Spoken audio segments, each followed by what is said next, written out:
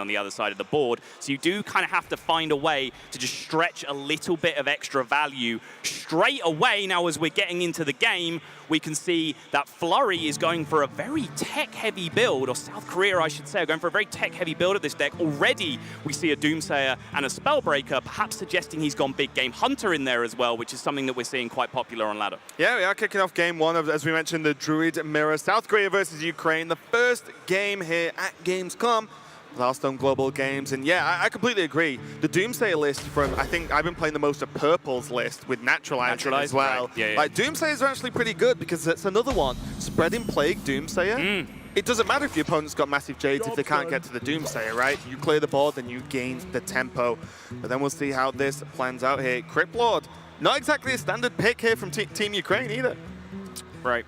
We saw Druid of the Swarm in the opening hand from Kalento, and we are yet to see any Jade cards. So his deck does go a little bit unidentified so far. Still multiple possibilities of what's going on with his build, at least. Yeah, looking at this is, you know, the more and more we see the draw here from Team Ukraine, is that this looks like Pheno's sort of token Druid, I guess it's called. But they're Pheno Druid pretty much, so there we go. Yeah, we're likely to see the Stone Shell that will buff all the taunts in the deck when they're on the board, of course, and then we're more likely to see Medivh as well, because Medivh coupled with Ultimate Infestation gets truly ridiculous. And I've actually played quite a lot of this matchup from the side of the mid-rangey Druid, the more token-based Mark of the Lotus deck, if you want to look at it that way.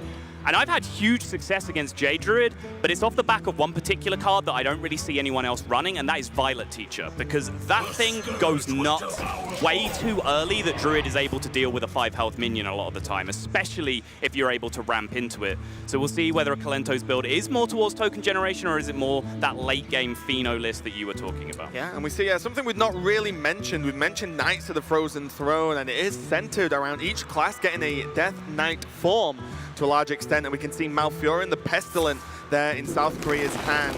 And each hero basically has access to a transformation effect similar to Draxus, and it gives them a new hero power, a live effect as well, and they are very, very powerful. But what I will say, I don't know if it's shadowed by the fact of how powerful Druid is, but Malfurion feels like the strongest one in general.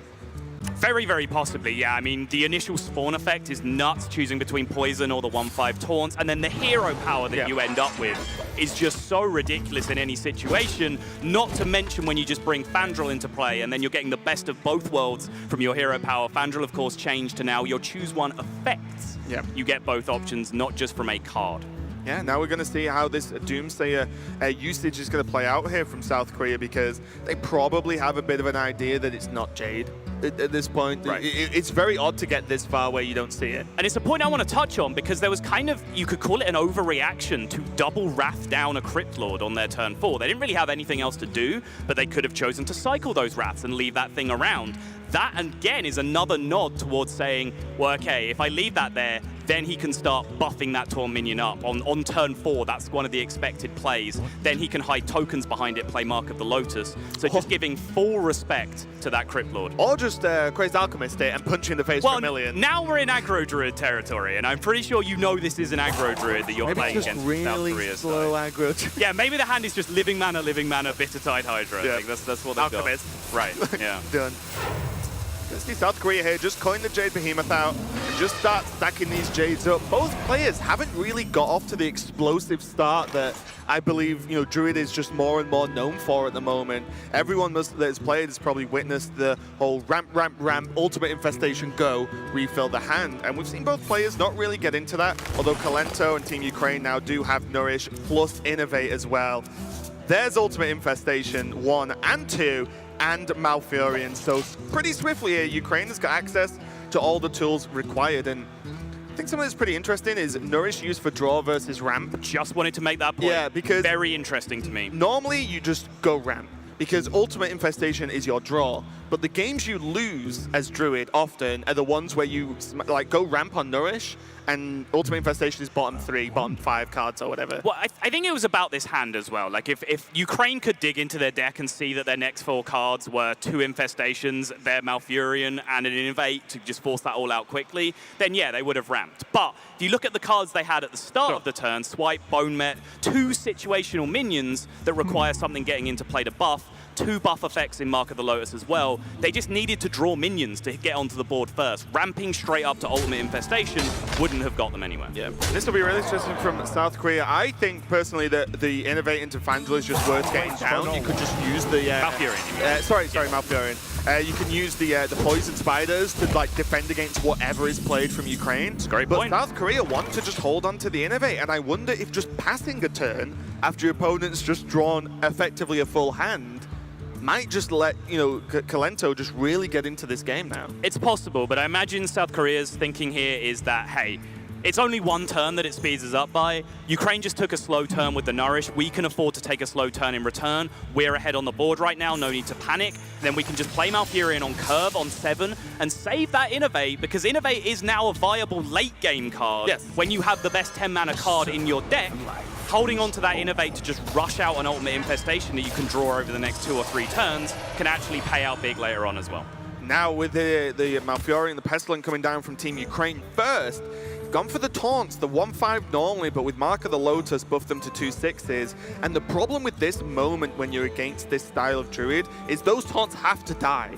Because if more buffs come down and more buffs come down, they start hitting you for 7 and you don't quite understand why, but they do. And then they get very, very difficult to remove. And, you know, points like this are why, you know, I mentioned earlier, Naturalize has actually been insane for me because, yeah, it gives your opponent draw, but most importantly, it gives you the opportunity to gain the board. I think, very easily. yeah, specifically very early on, like first week of the expansion, when everyone was just going nuts over Lich King. Yes. Like everyone was like, oh, Lich King's the new rag, it goes in every deck. At that point, yeah, when people are playing a slow 8 mana 8/8, you naturalize that thing and you move on with your life. Whether it's quite as necessary today, as the Lich King has got slightly less powerful, we will see, but still. Malfurion does come out, Poison Spiders, as you suspected. He's just going to innovate out the hero power here to deal with one of these 2/6s, and those 1/2s are a massive annoyance to Ukraine here because they want to strong shell this taunt minion. They want to jam their bone mare. They just want to make huge dudes and start beating away, and those Poison Spiders are just going to shut it all down. Yeah, it's something I've seen way less than I thought is players going for the poison instead of the taunt. They're so good. Like the taunts are just good, right? They're almost always good to just hit taunt. If you just closed your eyes and picked one and got taunt, you're pretty much always happy. Right. But you need to look for these spots where it's like, well, realistically, how is he clearing these spiders? Like, double swipe, great. You know what I mean? Like, that's your whole turn, and then I go again. This has kind of always been the story with Druid Choose One effects. I think it's often been correct to 10-5 Ancient of War more than people generally tend to. It's correct to charge Druid of the Claw more than people tend to do so. Same with this one. I think over time we'll see the top players, the players with the highest Druid win rates, probably going Poison Spiders slightly more often than we see from a mediocre Druid player. Yeah, I think so. As you can see now, it kind of puts Team Ukraine in an awkward spot. It's like, well, what do they actually play now to get to these spiders? He can trade and then hero power 1 down, but 1 he's still going to survive, so he knows now that 4/3 taunt is dead. And that Stone Shell didn't really get the value I've seen it get before, at least. Wow, jams a mark on it as well. Trying to make sure that this 5/4 directly challenges the spider and doesn't just get taken out from the 3-attack hero power. He buffs it to 5/4 to make sure it challenges the 1/2. Yep. You're like, that just doesn't make sense, but it kind of does. It does. Very it makes a huge amount of sense because there is the 3-attack Malfurion hero power coming out here that would just slap that down. And really, as I mentioned, Ukraine and Kalento really want to start developing these power cards here. They want to have the Bone Mare tempo swing. They can't do those kind of plays when there's a poisonous minion hanging around on the board. So willing to give up a Mark of the Lotus to make it happen. Really, really inspired play, actually. Yeah, really nice. But we see South Korea now has the answer. It could just swipe hero power and just say, well, you clearly couldn't deal with this spider this turn. Can you deal with it next turn? The only problem is, it does mean that there's no like real good follow-up here. Yeah, they also couldn't deal with it when it was hidden behind taunt minions on the previous turn, so the other option would just be to go Spreading Plague and Jade Blossom and just fill out that way. Yeah, I actually prefer this because I do too. I honestly believe against an opponent that's gonna try to go wide, the Spreading Plague into Doomsayer is almost a guaranteed Doomsayer. When you've seen Wrath be played, you've seen it needs Swipe Wrath to clear off, right? Right. Because your minion's literally 1-for-1 at most. So we'll see what happens. Another Bone Mare, though. Not looking too great. Ukraine doesn't even have the capability to play Power of the Wild for the Panther and then Bone Mare on top. So It's probably just going to be a hero power from Kolento, and I don't know, maybe generate both Panthers because you need something on the board. You're going to be drawing a ton of cards in a turn or two anyway. Also, you literally just need to get cards out of your hand right now because you have to start jamming Ultimate Infestations on turn 10. It's your hand is just looking too weak right now if you're not able to do that. So that means getting yourself down below that 5 card mark so you don't end up overdrawing. Yep. You know what happens a lot more now, speaking of drawing? Drawn games with Ultimate Infestation. You deal 5 to face, but overdraw and fatigue yourself. Yeah, that's happened to me. I've took the honorable way out and said, no, I'm going to lose, but you're not going to win. I also saw you mess that up horribly on several occasions. Where you nope, never happened. Don't know what the armor was going to keep you alive at 0 health. You remember that one? I think I actually miscounted the health. Okay. More than anything. But no one remembers that because it never happened. Swipe to face from Kolento and Team Ukraine. That's what I'm saying. Just dumping cards. Just you need the root, out of the hand. Valuing the power of the wilds above the swipe. That's basically what that means. They're seeing these power of the wilds as a potential win condition. The swipe, not so much, but they recognize that they need space in their hand to make this happen. It's one of the slowest Jades games I've ever seen. Like, this is quite late in the game now, and South Korea is on a 3-3 Jade, and now look at the way these... Look, actually, all 3 of them are kind of tech cards. Are actually kind of stuck in Flurry's hand now. Because Spreading Plague, although, yes, he could just play it for a singular 1-5 taunt, but it's just not good enough. You need to save it as a bounce-back mechanic with this Doomsayer, but then the Spellbreaker draw does nothing either. You're not just going to play a Spellbreaker when Silence is so valuable. And here you see part of the reason why they chose to hold on to these Power of the Wilds as opposed to using the swipes is so they can make this play back-to-back twice if they want to, or on the turn after the Ultimate Infestation if it comes down to that. Play the Power of the Wild as a minion, buff it up into a 7/6, make sure they get value out of their Bone Mare, because cards like Power of the Wild, like Bone Mare, can get very easily stuck in your hand if you can't get a grip on the board, as Ukraine have not been able to this game. So their plan there was just to throw away the swipe and then set this play up for the following turn to carry them into their infestation turn. Bone Mare is insane. Bone Mare is nuts, yeah. I picked this as my strongest card in the set for release, yeah. I knew it was going to be strong. But I think the fact that it's a common is very good for newer players as well. They can just, it's just 2 commons to craft and then just put Bone Mare in every single deck you play. Right. It's going to get work done. It's literally that good. I was expecting it to bring back Cairn a little bit early on, just because Cairn is like the stickiest thing that you can play on turn 6 to get the curve buff, but so far we haven't really seen that happen. Seen it experimented with in 1 or 2 Tempo Warrior decks, but hasn't really caught on so far. Yeah, I think because Paladin has Spite Ridge. Sure. Cairn would fit Paladin very well, but it has Spite Ridge. And now we see the combination here of the Plague and the Doomsayer, and you can already see, like, that Doomsayer is pretty hard to kill, and this is something that happens in the Jade mirrors as well, is that it gets really awkward to actually get to most of the time. And pay special attention to the timing of it as well. What have they blocked on the first possible turn where it could have come out? I mean, he could still just go face with it. He definitely could. Yeah, he's going if he just wants to draw the 5 and gain 5 armor, he's more than welcome to, and it looks like that is the decision that Ukraine come to in the end. Can't blame them. Will fill the hand up here and burn 1 card. If there's an Innovate to go along with that Crazed Alk, though, there isn't. Okay. Crazed Alchemist is sick. Card is so good. I just played against it first, and I was like, oh, my Doomsayer is dead. That's annoying. And then next time I got hit for 13, I was like, oh, that's probably more annoying, actually. Lord. Yeah. Yeah. It's like, oh, okay. But now we can see Kolento, as you said, sort of sacrifice the 5/5 ghoul, but when that 1 card does so much more than generate just a 5/5, you're okay with that. Look at the hand size difference. But now, into 10 mana for Flurry, Aya into Jade Spirit. That is going to start racking up these, to be honest, meager Jades we've seen so far in this game. 4/4 and 5/5, I believe, will come out with a 6/6 inside Aya at this point. So this is a massive board being generated by South Korea this turn. And yeah, you can say what you like about, hey, Ultimate Infestation is so wacky that even when the 5/5 gets lost to a Doomsayer, they decided to cast it anyway. But the power that comes out here from Flurry is he does choose to hold back and go Hero Power instead of the Jade Spirit. What do you make of this? This surprises me, Raven. I think he's worried about Plague. It's something you have to be aware of. Plague, second Stone Shell, Plague, second buff, third buff. Okay. Like, that is... Because he has no way of dealing with it, right? If he plays to go equal, buffs them, so the trades aren't even with South Korea, then you fall behind. And look at the health total without that armor up. They're on 14. That's like 1 swing. All right, but counterpoint, is the board South Korea have made competitive enough to just beat other hands, right? Like if Ukraine just go minion, minion, minion, buff my board, is it good enough to beat that? I would have played the Spirit, No. but I think it's just, you just pick one, right? Your opponent's just drawn a full hand. They will have something to do that is probably slightly better than what you can represent on the board. Right. So you just choose the value of pressing that Druid hero power, the improved hero power every single turn. I think that's what they've gone for. Oh boy. What did I say about Innovate still being powerful in the late game? You said it would be. Thank you, thank you. There you Yeah, go. story checks out. Forgot, you said it would be. Yeah. It seems okay to me. Oh, did they get him? Did they get him? 2 1/5 poisons are coming out here if they manage to get the animations through. Yep, Okay. they're all good. Got it.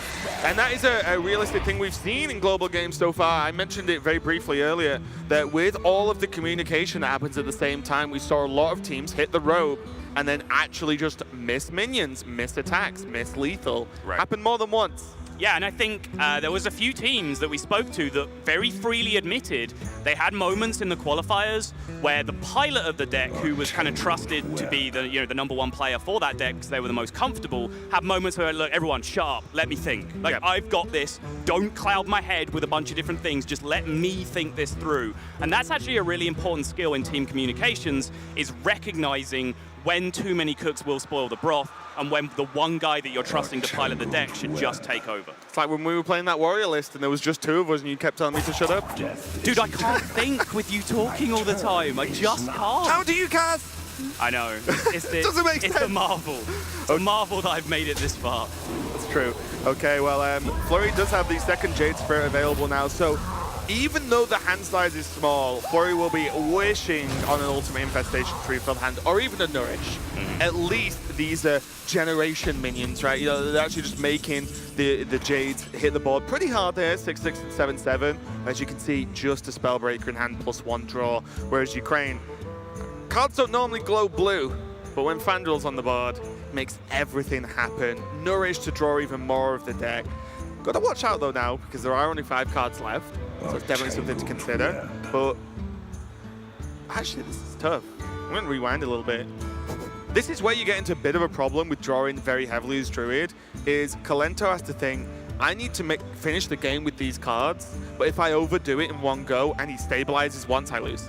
So how far do I push that will end the game, but not lose me the game if there's an answer? It's actually a very, very difficult call. I mean, the skill here is really turning every card that potentially does damage in your hand into damage, right? Like Bone Mare is potential damage, Power of the Wild is potential damage. You have your hero power to do the same thing. Crazed Alk can potentially be used for damage as well. If you can make all of those things just start to connect to face, then you probably get over the line, maybe with just that Ultimate Infestation being used for that final point of burst that you need.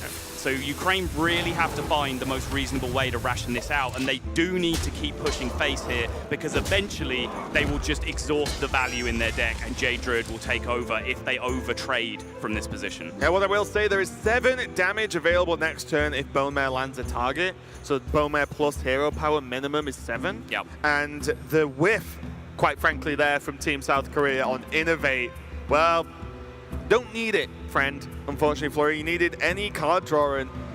I mentioned earlier, you can actually play it, believe it or not, you can play as Druid and not draw Ultimate Infestation, and then this happens. I have heard legends.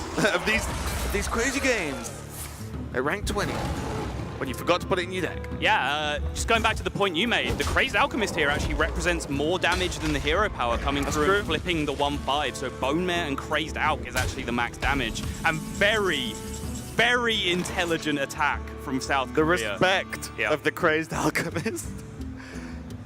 That means it's only going to hit for 3 now, so it is equal with the hero, well, less with the hero power, because the hero power does an extra anyway, but this is just going to be too much. I mean, South Korea couldn't hold on, and turn after turn, without getting the draws that are needed to cycle deeper into the deck, it is going to be Kalento and Ukraine that take the game on. And look at the difference, Raven.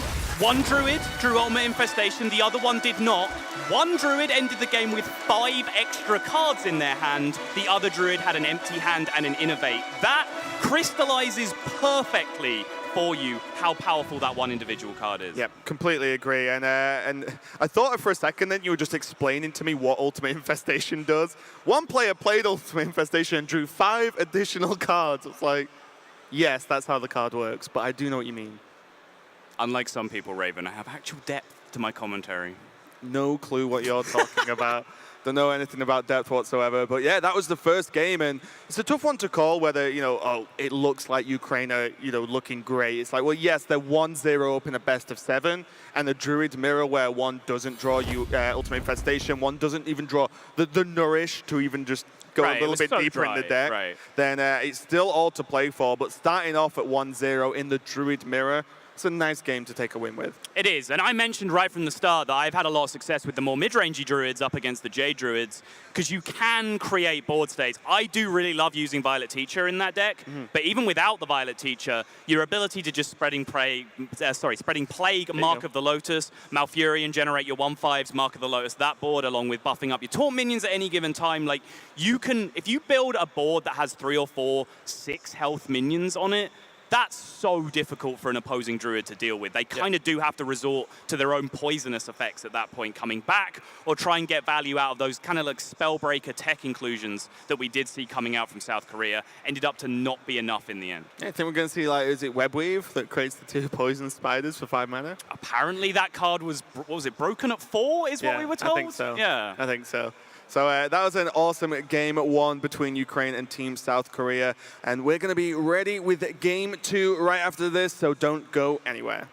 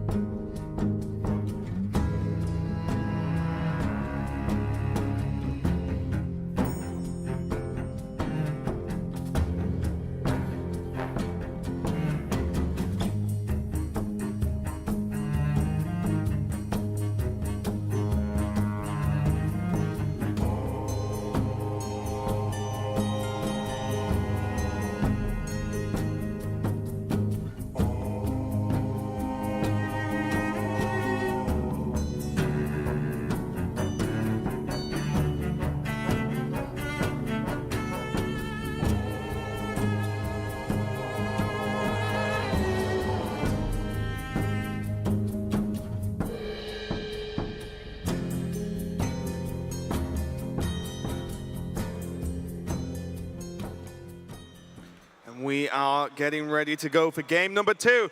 the first semi-final of Hearthstone Global Games here at Gamescom. It is going to be Team Ukraine versus Team South Korea. It's going to be Nerea versus Kranich. It's going to be Shaman versus, what was the other class? Mage? Yes, it was. I just forgot. I'm going to be honest. Mind blank. I forgot the second class. You just took one look and went, wait, neither of these players are playing Druid. I don't understand this metagame at all. We were lied to. See the players getting ready there. As we mentioned before, just in case you don't know, as you can see, the teams in the background are in communication with the pilot. So you can see Nerea talking and having a bit of a laugh with the teammates. And I don't know what Dr. Hippie's doing. We can only guess, but I never know what Dr. Hippie's doing. I just know it's funny no matter what it is. Correct. Like, Dr. Hippie's actually hilarious. Comes off a little bit quiet sometimes. But once he opens up a little bit, he's a pretty funny guy. I was trying to talk to him backstage, and he still was pretending he didn't speak English when I spoke to him. He's He like, doesn't like you. Hippie, I've known you for over a year, and I speak English to you every time. He's like, well, speak a different language. Get good. Try different. Learn another language, you ignorant Englishman. Well, I think that's pretty reasonable. So Yeah. we are going to go into game number 2, though. Currently, Team Ukraine are 1-0 up versus South Korea. Kranich on the Shaman and Nerea on the Mage. Already, this looks like at least some kind of freeze/gun to Mage. Are we going to see Jaina? Fingers crossed. I think she's pretty cool, but we'll find out. So far, this looks very heavily like Freeze Mage, whereas Kranich looks like he's playing the Shaman cards, which are pretty good. Yeah. The Jade package in Shaman turns out to just fit in pretty much any deck you want to play still, but we are now away from Druidstone. We're going to dig into kind of the fabled mid-tier of the current metagame. Both of these classes there or thereabouts, still struggling to react to exactly what they're supposed to do in the new metagame. Is Evolved Shaman supposed to play Thrall Deathseer, for example? Thank you very much, Kranich, for drawing that at a timely moment. Still, people are split on whether that card is good enough to make the cut, but for my position, it's backbreaking for the sake of one card in a deck that already fits that strategy. The deck is there. You can play 29 cards plus the Thrall Deathseer, and it fits the synergy so perfectly. Yeah, as we mentioned, you know, in the previous game about Malfurion, the Pestilent Thrall is obviously the Shaman version. In case you don't know what he does, he effectively is a 5-mana hero. He gains you 5 armor, which is fine. They all do that. Then double evolves the board on your end. So it's like playing Evolve twice in one card. And then also, and I think this is often overlooked, his hero power becomes you can target a minion to evolve. Right. And that sounds like, oh, you know, that sounds okay. It's insane. If one minion sticks, you trade, evolve, trade, evolve, trade, evolve. Because Every they never single die. turn. Yeah, they Yes. never die. And with the new giants in the game, you can actually keep evolving. Oh, I don't know about that. What? Oh, you're talking about the You can one keep extra evolving. upgrade, right, You okay. can evolve one extra time because there's one more minion that costs more. Scared as to where you were going with that one, Raven. No, we're not playing giant. Okay, well, good. maybe a sea giant. What, going back to Thrall Deathseer though, one of the more powerful usage for it, from my perspective, is actually that early game evolve, which you were always a little bit sketchy about. Just, you know, evolving 1 drops into 2 drops, 2 drops into 3 drops, whatever it was in the early game. Now you get the double evolve. That's so much more powerful to evolve a board of 1s and 2s into 3s and 4s. Whereas the Doppelgangster, getting that down and then Thrall Deathseering, 7s aren't that much better than 6s when you actually break down the stats, so that can be a wasted effect sometimes, but it does allow you to curve out into the most insane board states. If you get your Primal Fin totem down, your Firefly tokens, and then you just jam Thrall on curve, that can be backbreaking. Yeah, it really is. I think players are still tough as to whether they like not having the totem hero power, right? Because you are then limited. If your board's cleared, Right. like, I need to draw a minion. Yeah, I mean, you're nerfing Flame Tongue Totem, you're nerfing Maelstrom Portal because you can't get spell damage anymore. There's so many cards in your deck that get a lot weaker because the deck is built from the ground up to take advantage of a token-generating hero power. So there is, of course, that downside, and it's a downside that a lot of people were very quick to point out when the card was announced. Many high-profile people in their card reviews actually said it was the weakest Death Knight because of that exact reason, that the totem hero power itself is too strong. Must have forgot about Rexar. Nowadays, everybody want to talk, and they got something to say. Wow. Getting back to the game, though, that is actually happening in front of us. The Primal Fin Totem is down now, starting to generate those 1/1s for Kranich and Team South Korea, whereas Nerea is working out exactly how he needs to just control this board. At what point do you feel this Doomsayer has to come down? At what point can you hold on for maybe a Frost Nova?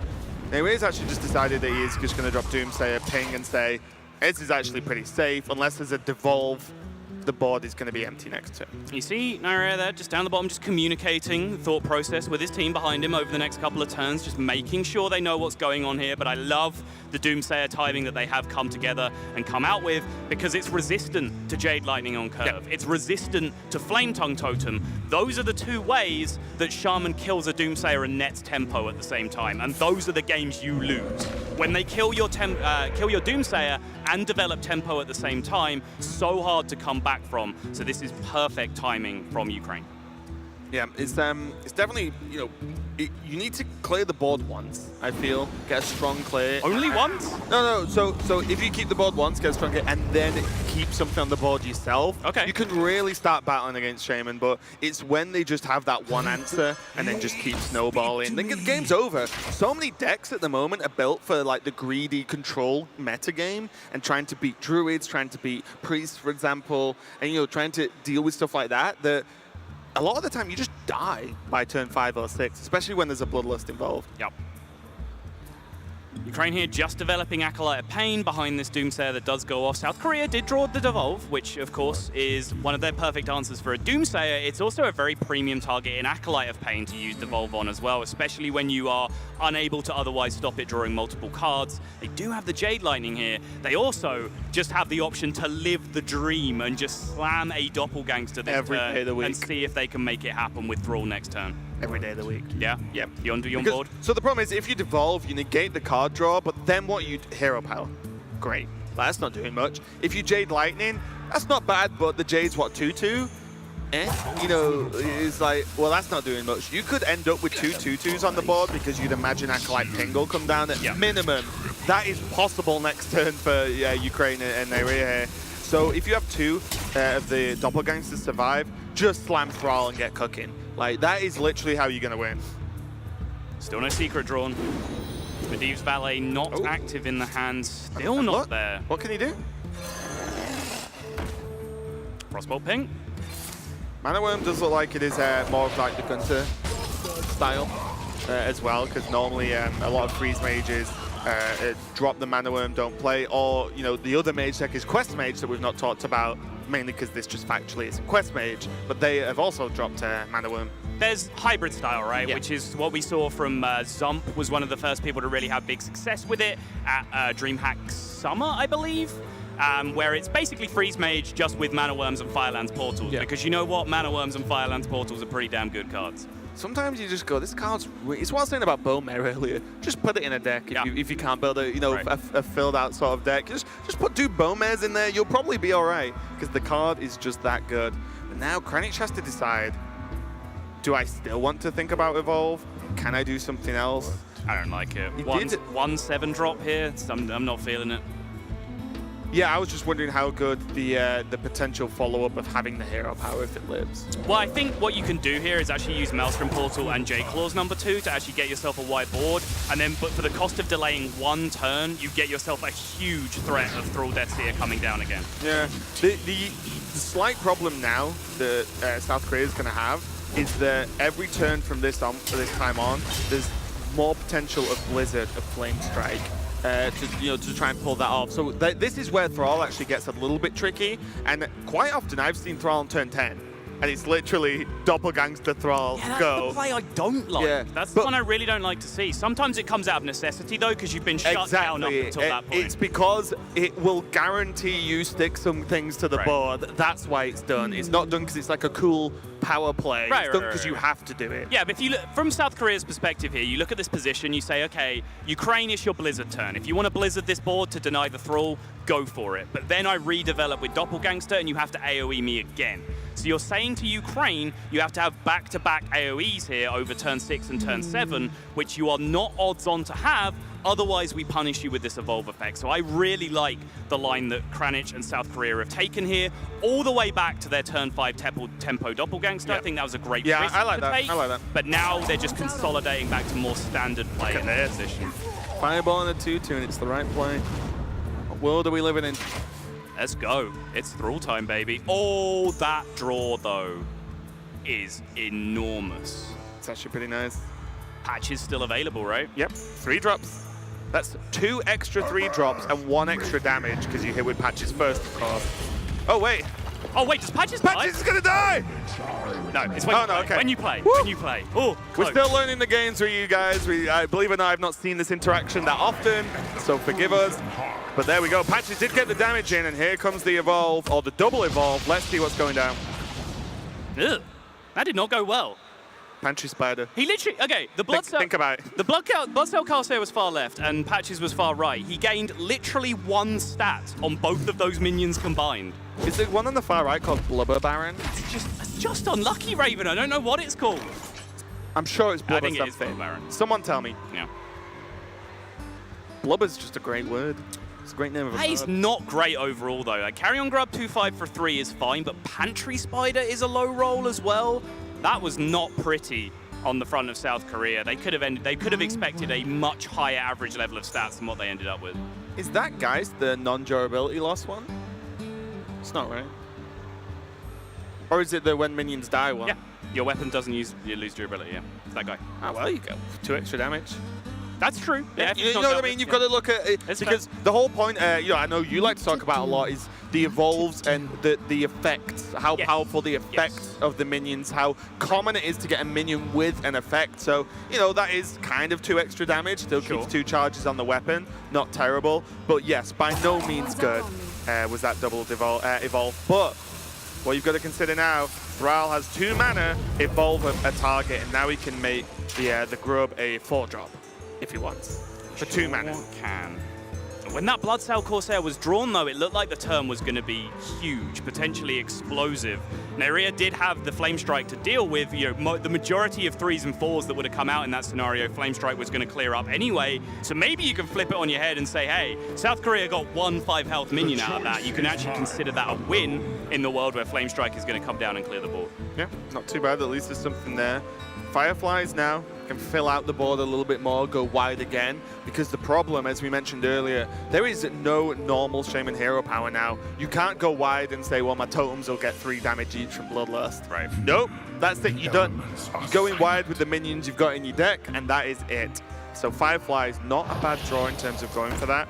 It looks like there's gonna be Doppelgangster evolve, okay.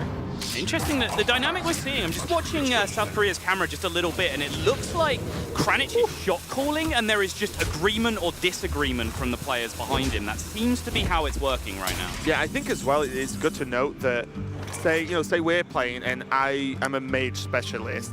I'm just not going to listen to you most of the time. Do you know what I mean? If Kranich has played a ton of this list and the others haven't, Kranich is probably like, you guys got no issue with this, right? And they're like, no, probably not. And he's like, okay. We actually saw, though, on that note, Kranich, when we've seen him play in the Ngoro meta, was one of the very few players that didn't play Evolve Shaman. He just played Aggro Shaman. That's true. Him and RTU were the Hammer first, of Twilight and that kind of list going on instead. So interesting to know exactly how much experience he does have with the Evolve mechanic. I'm sure it was tested extensively by him before he came to the conclusion that he preferred the more aggressive list. Breath of Cinder goes to there. One of the new cards from Frozen Throne. It's deal 2 damage to a random enemy minion and freeze it. Not a groundbreaking card, but not bad versus aggro if you're playing a slower mage deck. I mean, Holy Smite, Arcane Shot style cards, like, they are playable. You see them every now and again. This is that with an upside, except it can't go face. Well, so. if you're building some kind of control mage and you want to shore up some weaknesses against aggro, well, that'll just buy you a turn of damage a lot of the time. It depends a lot on the metagame as well, because what we're currently seeing is a very similar a similar style of aggressive meta to what we saw before, where the key minions that you have to deal with all have 3 health. Yeah. So suddenly Breath of Sindragosa will then have to be paired with a ping, and then it's just like a 3-mana Frostbolt, gets a little bit awkward. So, its time may come, but while the 3 health minion meta continues, a little bit less likely. And the Frost Nova gone down. One of the actual original Doppelgangsters is dealt with. The Sabertooth just frozen there, but still stealth. It's one more Doppelgangster left, so I feel like Kranich is probably very, very tempted to just slam Evolve onto that one Doppelgangster that is actually going to go up a little bit. I think it's worth more than getting a 4-drop out of the Carrion, right? Yeah, I wonder how much it's worth on Sabertooth Stalker as well. Just to, you'd say that's a 2 health 6-drop right now. I can make a big improvement on that potentially as well. But yeah, for me, it is stealth though, and you've not seen AoE, right? Yeah, the Doppelgangster is the prime target as always. Okay. That's 2/2 Ghoul guy, right? When one of your minion dies, that is the exact name of that card. I'm very impressed. 2/2 Ghoul guy. Necrotic Geist, Raven. You only saw that because now? we could see it on the private spectator. Oh, I actually didn't know. I swear to God, I didn't know that was there. He's lying to you all. We got that told to us. But yes, it is 2/2 Ghoul guy is the unofficial name. Every time minion dies, 2/2. There you go. Hey. Good job, team. And our powers combined. Alexstrasza is now, well, has been in hand for an area, should I say. So there is, whenever Alexstrasza is actually drawn in a deck like this, your plans can change, right? Because you can say, well, I can put him to 15 health, armor, slightly different thing. So you know that's possible. So then you know what's left in your deck, and you can try and form plans around it. But it does look like Team Ukraine are potentially looking at just saying, actually, we could just burn him out of resources. He doesn't have the totem generation.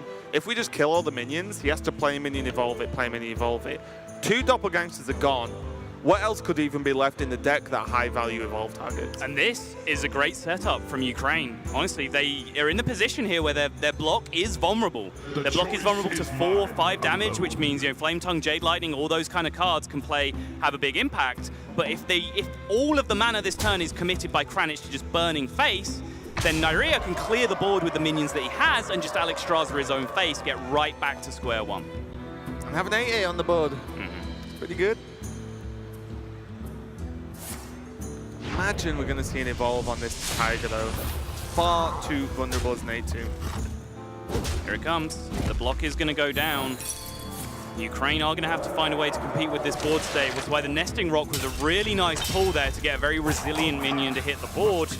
But the evolve hitting the Sabertooth means that the 2/3 no longer picks up a trade, and instead, that is a much harder minion to deal with, and that protects the rest of the board state, which is crucial with the threat of defensive Alexstrasza coming down from the other side. Yeah. Lord of Tars. Not the player, the thing. Lord of Trumpets. That would be great. Imagine he's just holding a trumpet. But yeah, that's actually a huge roadblock here for Team Ukraine now, and suddenly, there's not a lot they can do about it. As you mentioned, the whole point was you clear the board, Alexstrasza yourself, so you don't get the backswing from South Korea, but as you can see, that isn't possible anymore. There's no Nova. There is an ice block, so there's a guaranteed next turn. Maybe this turn is, fireball the Tar Lord trade, play ice block, and just say, do your best to clear, and say my Alexstrasza turns next turn. But that is very, very worrying indeed, because now as well, this 4/4 Jade, if it's not cleaned up, can go into a 5-drop next turn with Transmute Spirit. Not a huge amount of conversation that I can see going on in the background. Kalento's starting to get a little more animated now. It's like, Nyria, you're losing. Dr. Hippie was kind of talking step by step through the turn at the start there. It looked like Dr. Hippie is, of course, the freeze mage expert on the team. Yep. The very first thing we ever learned about Dr. Hippie is that he was the first player to reach Legend in an early season in 2016 using only freeze mage. Yeah. And people who are good at freeze mage are just pretty good at life. I was going to say, people that are good at freeze mage are terrible people.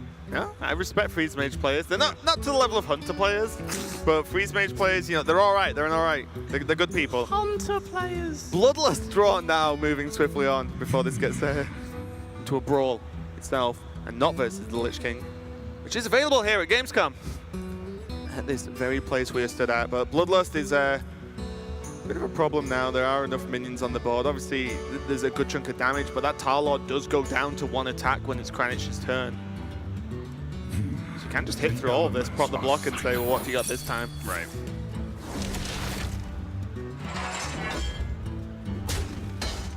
Where do you throw Transmute Spirit here? It's a very good question. It's a tough call. Tar Lord is a great minion in this position, so I think I'm leaving the Tar Lord around for as long as possible. 4 mana 4/4 into a 5-drop is not a huge upgrade a lot of the time, so maybe you're even just taking a 2 in this spot, as weird as that seems. Is it a better upgrade than 1 to 2, though? That's my worry. There are a ton of Battlecry minions at 5, and persistent effect minions that are actually very, very low on stats. Your average 5-drop is very, very weak. Syndra goes there. The dragon of the Lich King himself. So he did choose to go for the Tar Lord, now developed an 8/8, which again, you could say my odds on an 8-drop being strong is pretty high. and if it's strong, it means, well, the Self-Alexstrasza plan just gets blown out the water anyway. Right, it's actually what I was just about to lead into. He's concerned about the power. No, I mean, it's a great point. You caught it. Credit where credit's due.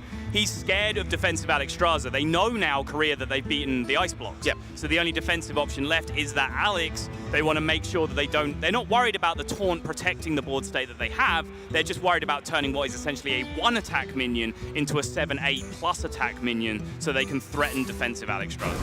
Just negate most of the damage that's done.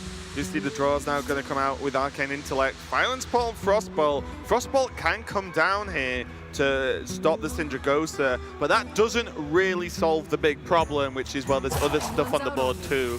I'm not sure a full clear is even capable at this point, unless Violence goes into a taunt. Have you done the new numbers? Have you done the new Violence numbers? I haven't, no. Well, why do we even bother with these? Bolvar going to hit the board though, although one of my favorite legendaries in the expansion, not going to be good enough as it did not have taunt. And Kranich takes the win for Team South Korea. It's evened up now 1-1 between these two teams. Good high five going all around. Yeah, they need it. You see now Dione stepping up to the plate. He will be responsible for driving the next game, but that is a big win. You do need to square the series up as early as possible. Don't want to be falling behind to too big a deficit, and we got through the Druid mirror. We saw some of the more mid-tier classes coming in, but I'm still interested as this series progresses. What are they going to do with the Warlocks, the Hunters of the world? Because these are going to be necessary classes to play at some point. Yeah, and I think we're going to find out fairly soon as we're just getting to the point where we're running out of the, you know, like the very high-end classes. And I see my boy Nick Chipper. And pretty sure, yeah, there you go. He's going to be rocking the Hunter next up versus Dione, and Dione's going to be on the Paladin. And just, you know, while we just prep this a little bit, what do you actually think of the Mage pick? It feels like everyone has been playing Quest Mage, and is Quest Mage just overall better than the, you know, Gunter style Mage, I'll call it? But I don't think so. I think we lived in a meta game very early on where you broke it down early. You said Druid came along. Druid got very greedy to beat the other Druids. Then the other decks got very greedy to go alongside those Jade Druids. And then the ultimate greedy deck is Quest Mage. You can't get more greed than just an infinite OTK. So that's why we were seeing Quest Mage. But when you start to, you know, pull it back a little bit towards the aggressive and mid-range decks, which we saw come out to punish all that greed, I'd much rather be packing a Gunter Mage or Freeze Mage against the board development decks than a Quest Mage. Okay, I agree. Just interested on your opinion, of course. Nick Chipper, you may not have heard of him too much. He's probably the least known. Well, he is the least known player on the team. Yep. But if you keep up with the competitive scene, Nick Chipper is a bit of a beast, to be honest. Pun intended. He is a Hunter master, and he's going to be rocking the deck right now as we get into game number 3. South Korea versus Ukraine, 1-1. Let's find out who's going to move ahead, as it looks like Dione is going to be playing more of a control-based Paladin and not the Murlocs we expect. And here you see the story of the picks, right? Nick Chipper saw what he was up against and said, you know what? There's a good chance that Paladin comes out. There is a good chance that that Paladin is Murloc Paladin, and I am packing Hungry Crab in my Hunter. That's what influenced him towards the Hunter, which of course, he won't have needed too much help in coming towards a Hunter decision because he is a Hunter specialist, but it is looking like the Control Paladin coming back from South Korea. Now, how does Control Paladin do against a very sticky, death rattle heavy, mid-rangey deck these days in Hunter? It really depends how the Control Paladin's built, to be honest, because one of the things is that we've seen Control Paladins, you know, Raglight Lord, Forbidden Healing, stuff like that. Well, that's actually an issue. If Paladin gets that off safely and keeps the board clear with a quality conk, then, well, Hunter can never catch up that well. I'll be honest, I haven't played Hunter versus Control Paladin much when you can play Deathstalker Rexar, so that does change a few things. Okay. But in general, if it is got any heals in it, then it's going to be a little bit harder, unless Nick Chipper just runs away with the game. But looking at this, Bone Mare, if this feels like it's potentially more like N'Zoth style, or, you know, just more like chunky minion base, because you probably wouldn't run Bone Mare in like a heal-heavy, almost fatigue style Paladin, right? Bone Mare's there to punch people. Bone Mare is there to punch people. It does make a massive taunt, though. That is one thing you have to think about. And, you know, turn 7 into turn 8, with I was just about to say, potentially the Lich King, that's what carries you towards that turn 10 when some of your most powerful cards can come into effect because you play back-to-back taunts overcoming turns.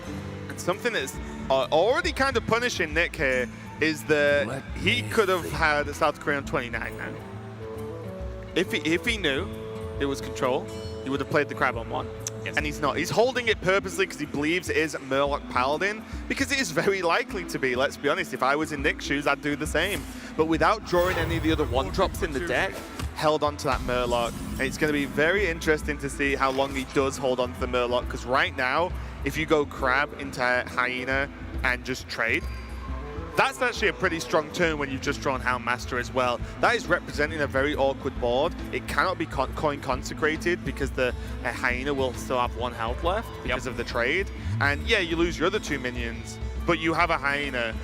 Which then Houndmaster, seems good. Yeah. So I would really like to see that from Nick here, just to push, because Hungry Crab's great versus Murlocs. You can't just hold on forever. And he looks like he's just said, okay, this is either the worst Murloc Paladin draw in the world, in which playing the crab now is good, or it's not Murloc Paladin, in which playing the crab now is still good. If it's the worst Murloc Paladin draw in the world, we win anyway. Well, so that's what I mean. You play it anyway. Right? Yeah, exactly.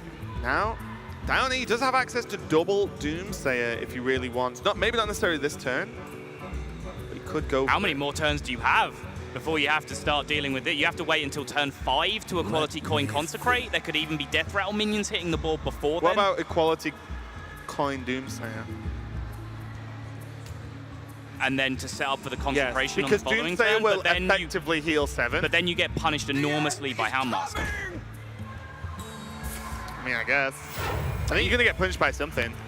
Well, I mean, if you double Doomsayer, what are you getting punished by? Deadly shot. All right, sure. You asked and I answered. Okay. All right, no, good answer. And hunters are running deadly shot. It's not unlikely. I'll take it.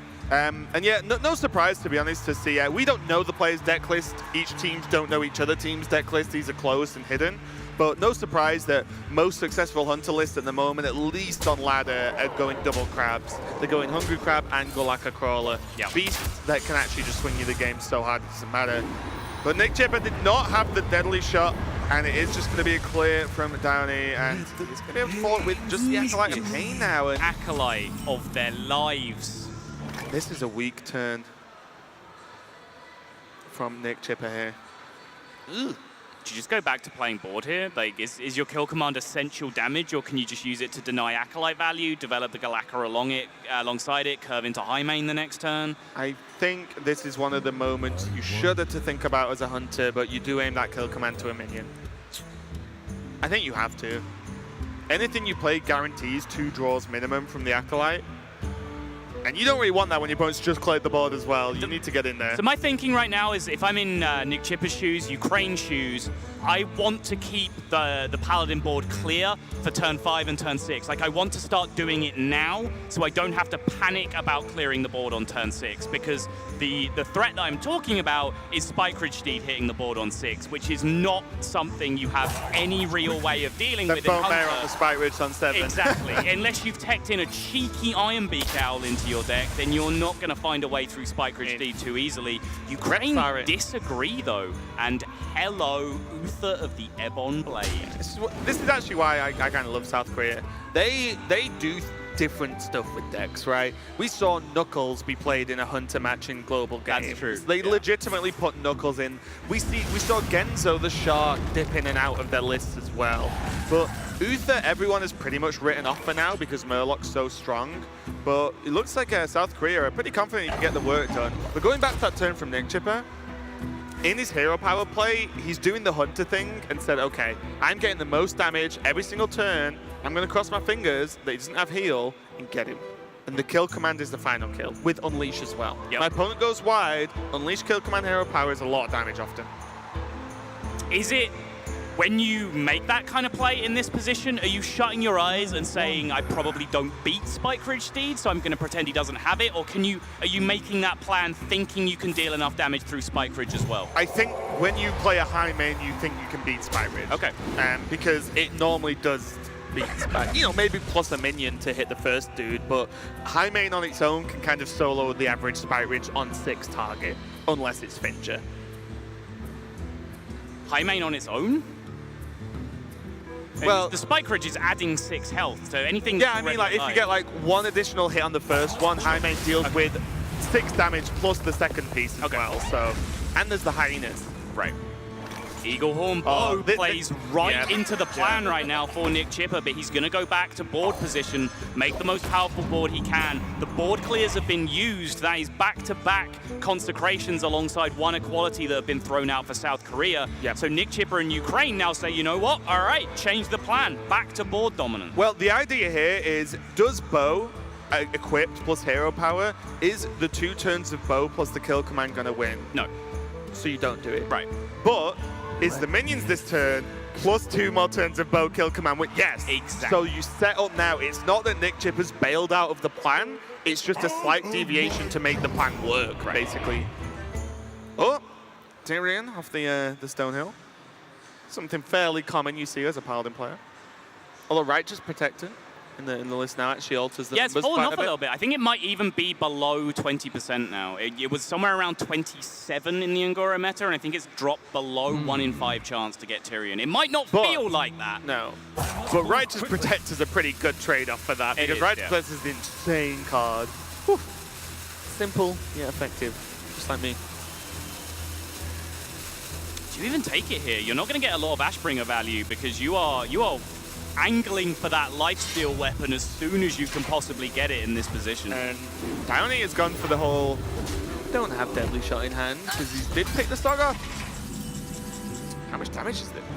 Oh, that's a big play. Look at it. Okay, Nick Chipper's definitely a hunter player. Yeah, I know this. If you didn't know, he saw that draw, rubbed his hands together like an evil genius, and cackled.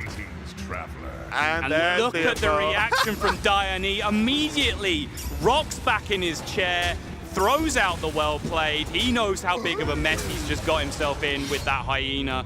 That is now a huge game-winning threat on the board for Nick Chipper. And this is one of the issues where, hey, Tyrion would have been okay because at least you can play it next turn. I'm not saying the Tyrion pick. I mean, you're dead through Tyrion right now. It doesn't do anything. Sure. Yeah. But he doesn't know that. Yeah. Sure. Yeah. So all I mean is, if you pick Tyrion, it's a much more resilient minion that you can play next turn. Well, versus you kind of want to play Lich King, which is fine, but Lich King can just go down pretty hard. The Divine Shield makes a big difference. Yeah, here's the thinking. He had Lich King already for a huge taunt on 8. He wanted to then play Uthra the Ebon Blade on 9, start healing up with the Lifesteal weapon, and then he wanted to play another big taunt after that that wouldn't destruct the powerful healing that he would get from the weapon, which the Ashbringer from Tyrion would. So I totally understand his line of play, but just way too much power from that Scavenging Hyena coming out from Nick Chipper in the end. Yeah, and this is just a brawl between these two teams at this point. Flexing or stretching right now? Both. I can't really tell. So good he can do both. But Nick Chipper, just a quick nod there, Hippie, saying, yeah, okay, let's do this. Ukraine go 2-1 up versus South Korea. And I said early on, like, 1, Nick Chipper is a Hunter master, and 2, Hunter, although people are putting it very low tier, gets specific jobs done. And we saw even double Doomsayer came out. Consecrations came out. There was a weapon equipped. And still, it got there. It got enough. Imagine if there was no Doomsayers, right? The game ends about 5 turns earlier at that point. Never mind anything else. So Hunter, although might not be the best all-rounder at the moment, definitely can get certain jobs done. We're going to be moving on to the next match very quickly. Handsome guy from South Korea is going to be going up against Dr. Hippie. And who would have thunk it?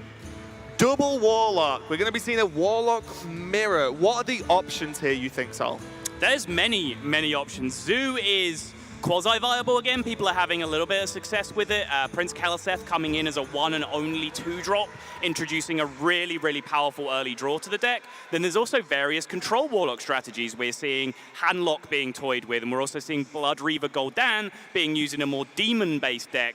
Blood Reaver Gul'dan, one of the most in a vacuum powerful cards in the set. Like, the amount of power that's packed into a single card is insane from Blood Reaver Gul'dan, as it should be for a 10-mana card. I would love to see many, many more super powerful 10 drops along the lines of Blood Reaver and Ultimate Infestation. Perhaps let's not give any more to Druid that can play them on turn 4, though. Malph's okay. Yeah. He's chilling in the corner, quite happy. But yeah, we're definitely going to be cool to see what comes out of these two Warlock decks. There he is. And well, Suck they man can't himself. see it yet. They can't see it yet. But it's going to be a Warlock mirror. We can see that it looks like South Korea is using a Blood Reaver Gul'dan. And to be honest, Doc Tippy is looking like he's using some form of, late game giant style Warlock, which makes me feel like, well, why wouldn't you put Blood Reaver in there? In case you don't know, Blood Reaver Gul'dan is the Death Knight hero for Gul'dan, of course, for Warlock. He's 10 mana and he summons all the dead demons that have died this game onto the board. But that's all right. That's pretty cool. That's all right. That's all right. Yeah, all right, 5 out of 10. But his hero power deals 3 damage to any given target and heals himself for 3. That is a 6 damage swing, and that is ridiculous. That is capable of fatiguing decks on its Yeah, you own. literally don't die. That hero power is literally capable of killing every minion in certain decks. You just, a 6 health minion hits the board, you shoot it once, you let it tank you 1 turn, and then you shoot it again the next turn, and you just keep going from there. And you've lost no health. I've seen it happen, yeah. It's quite ridiculous, but they've got to get to that turn 10. Tainted Zealot, one of my sort of underdog. I didn't think I was going to like it that much, but I actually really enjoy this card. As soon as I saw this, I can't remember which order, whether this was revealed before Defile or the other way around, but as soon as both of those cards were revealed, straight away I said, yeah, that's getting played in the same deck. That's insane. I love the artwork as well. I want a hat like that. Zealot. It's a pretty banging hat, I've got to admit. I'd wear one. Someone's got one. Give me a shout. So Tri-Point, is that the name of the hat? Sure. Yeah. Cool hat. That's what I call it. Of course. Cool hat, like man. 2/2 Ghoul dude. Yeah, exactly. But this does look like a, maybe not exact dex, but close in style. Yes. And, even with, imagine we didn't see Gul'dan, I would have said this Gul'dan in this list, mainly because Infernal's in the hand for South Korea. Yeah. You get these demons back. Also a cool note, if you play Jiraxxus as well, if you play Jiraxxus first, all your 6/6s that have died that you've summoned come back as demons, because they're demons that have died. But you are maxed at 15 health as Gul'dan. Even after Gul'dan. Yeah, after you. So it's a bit of a tricky dance to try and work out exactly what's what, if you even run Jiraxxus. Yeah, that is insanely greedy from my perspective. My favorite way to build I was this playing deck, it cruel, to be fair. My favorite way to play this deck is actually as low curve as possible. Basically, your entire deck is removal, and then you're only really playing the good demons. You're playing Voidwalker, you're playing Abyssal Enforcer, and then you are playing the 4/5 that deals 1 damage. Whose name escaped me. Despicable Dreadlord. Thank you. I knew you'd forget. So when just that board state alone is enough to be backbreaking in the late game, and then the rest of your deck you can dedicate to healing, spell damage, and removal spells just to make sure that you get there against the aggressive deck. Yeah, look at this funky value the Zealot's getting there. Just makes that coil hit for 2. We've all seen Thalnos coil, but when that minion can attack and still do that, that's actually pretty nice. Already, I think the story of this for Ukraine, or the story of this game so far, is going to be the Twilight Drake and how much work it can get done. But now we can see that Blast Crystal Potion's drawn. That's one that's often left out at the moment, I feel, in Warlock. Yeah, I haven't actually seen a lot of it in the new expansion. And so again, far. it just goes to show that South Korea, they always just do their own thing. Right. They might play a deck that's similar, but they will throw in just what they like, what they think is good. Do they feel the need to react to this board? If they do, they can clear it with Defile. Perfect clear in this position, but Defile is a very, very powerful card later on when you start combining it with spell damage, and this is not a threatening board state that they're looking at. No, they are going to take the heal from the... I forgot the name of the old card now. Mistress of Mixture. Mistress of Mixture, of course. But for me, it's a tough call because are you really going to get gigantic Defiles off late game in this mirror?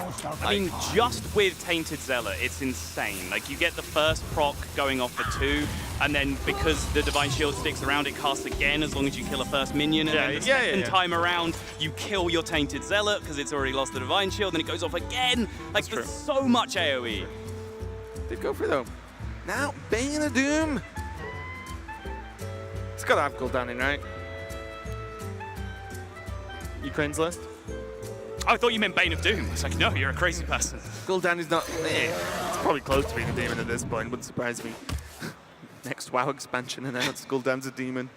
I think they've already fought him, almost certainly Ukraine are also running Blood Reaver Gul'dan in this deck. You know, you mentioned earlier about, Blood Reaver Gul'dan summons the demons.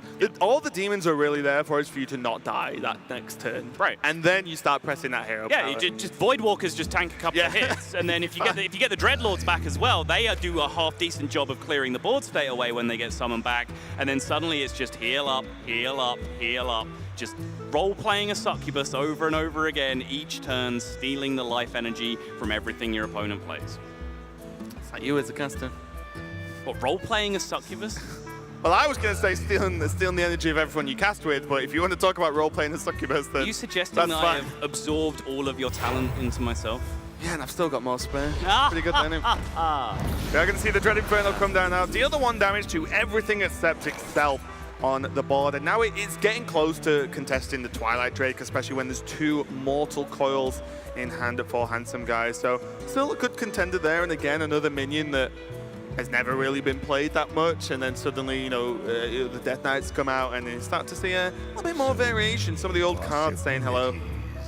It is a pretty juicy Bane of Doom the way this is lined up, though. Mistress gets very playable on curve alongside that, but depending on the Bane of Doom outcome, he could find himself very vulnerable to Defile in that situation. That's something that you always have to consider. After the Twilight Drake trades, it's going to have 1 health. The Mistress will come down with 2 health, which then means any Bane of Doom outcome with 3 health or less will be a full clear for Defile, and I think that's a big reason why we see Ukraine not going for it here in this position. Defile, just as a side note, one of my absolute favorite cards in the expansion, just because of how much skill there is both in playing it and playing around it. You constantly have to consider the permutations of that card. It's awesome as well because it's very representative of what Defile was in WoW.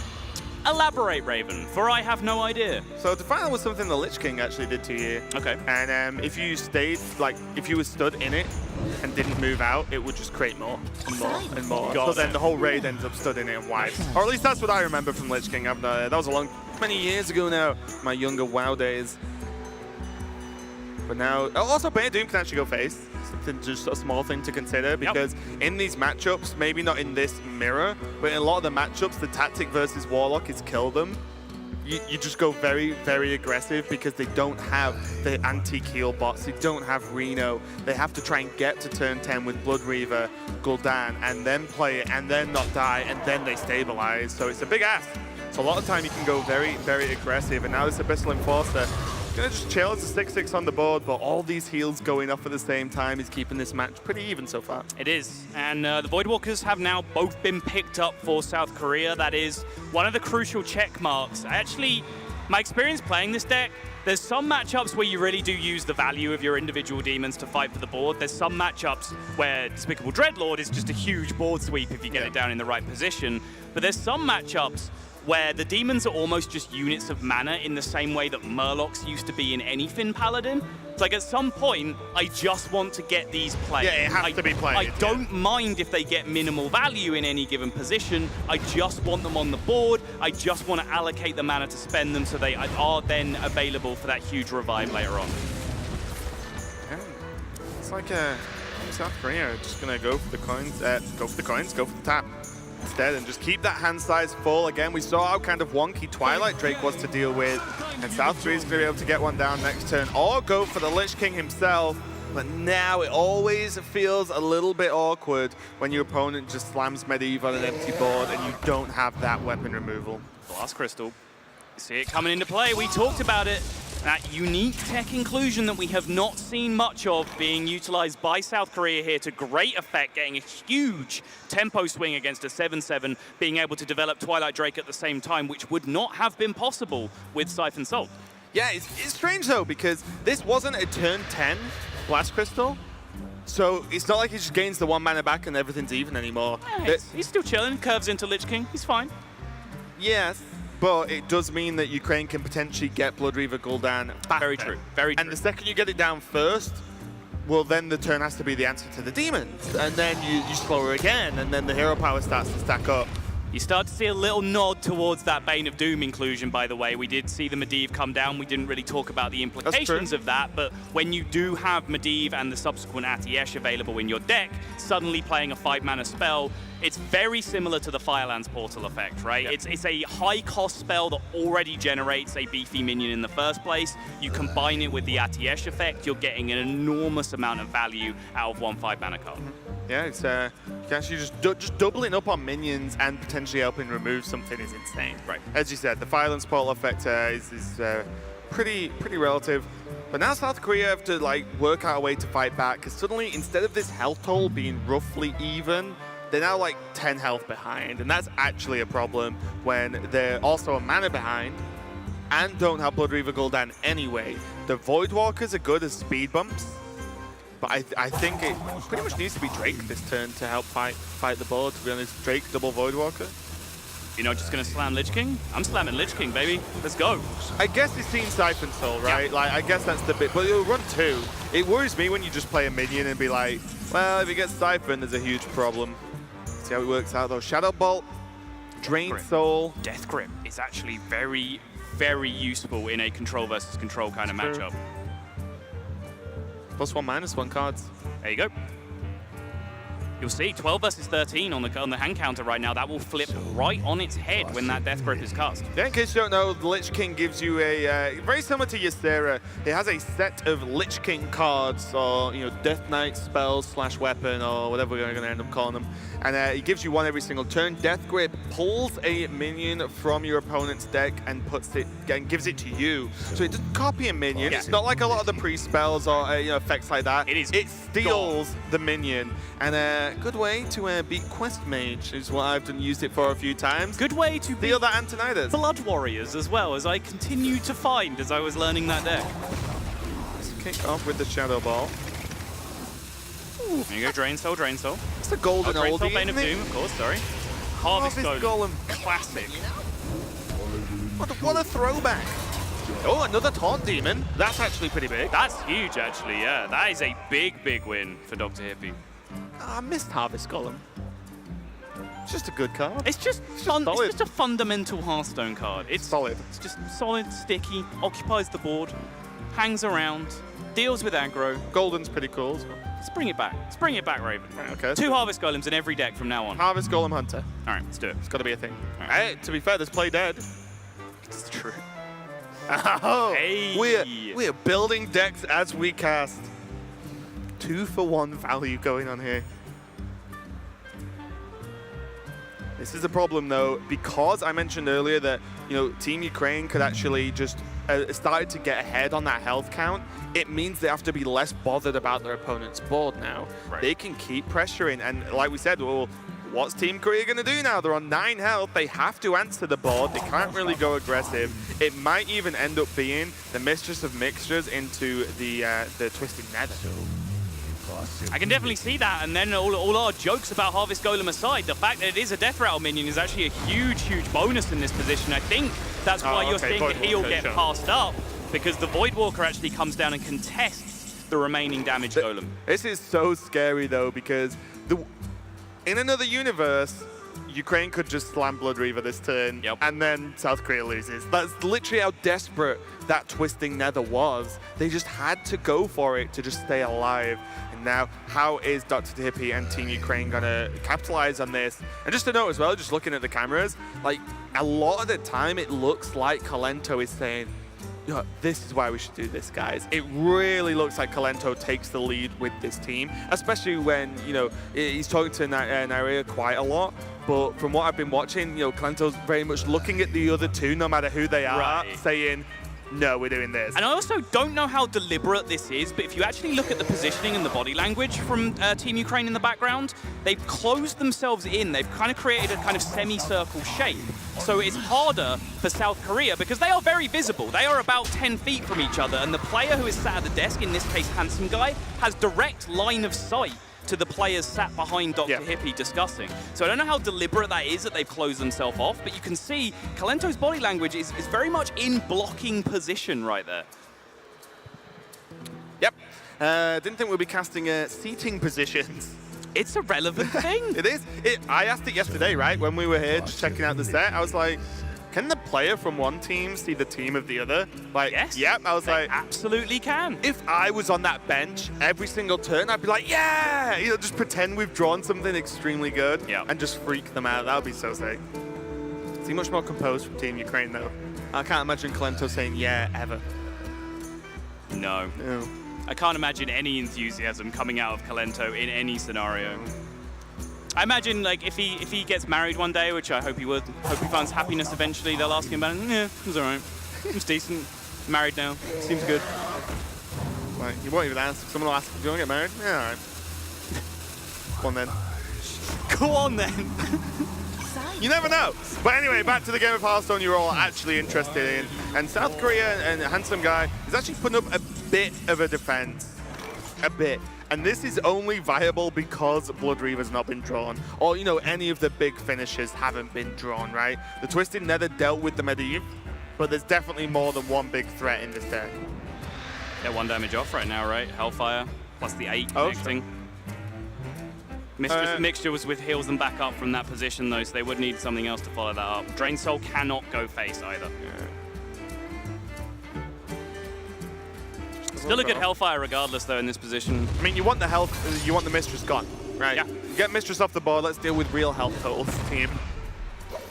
And now, Despicable Dreadlord is So just good. a beast, yeah. They're just great. How often have you thought, I've had 1 extra damage across the whole board? And something that Lorinda brought up actually is very interesting, that it's one of the few Warlock AoE effects that isn't both ways. It's actually always just on your enemy's side, right? Yeah, Hellfire, you know, Demon Wrath back when it was in the pool, you know, everything like that. Twisted Nether just does what it does to your opponent to yourself. Look at it. Dreadlord Wars. And there's no way to win this turn for Dark Tippy. There's a life tap. Oh, yeah, that's what I mean. You'll have to go for the life tap. Coil doesn't get him there.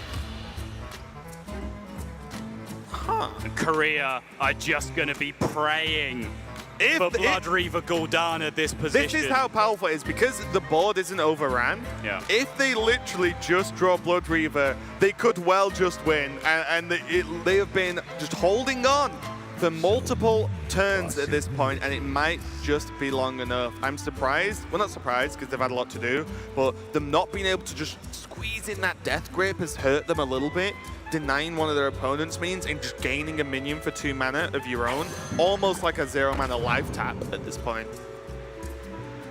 1 in 9 for South Korea here. Otherwise, it's looking very much like Ukraine are going to be going out to a much bigger lead here, although they don't have the pressure in hand that they'd be looking for in this position. That is not it. That's Despicable Dreadlord number 2. Start with the Death Grip by looks things. They're going to look for help from Ukraine's deck. That's not it. Also, as Blood well, Reaver, of course, is not a minion, by the way, so cannot be stolen from Death Grip in that scenario. gone for the life tap. They couldn't do it. Abyssal Enforcer would have killed them, so that was effectively a dead card in hand. Dr. B, just a cheeky smile there. He just moves away from the desk, feeling pretty good about everything. And as we mentioned earlier, Handsome Guy is going to be playing again. And we know for a fact he's going to be playing Warrior, as it's the other class he didn't pick. So he just played Warlock. He's going to be playing Warrior.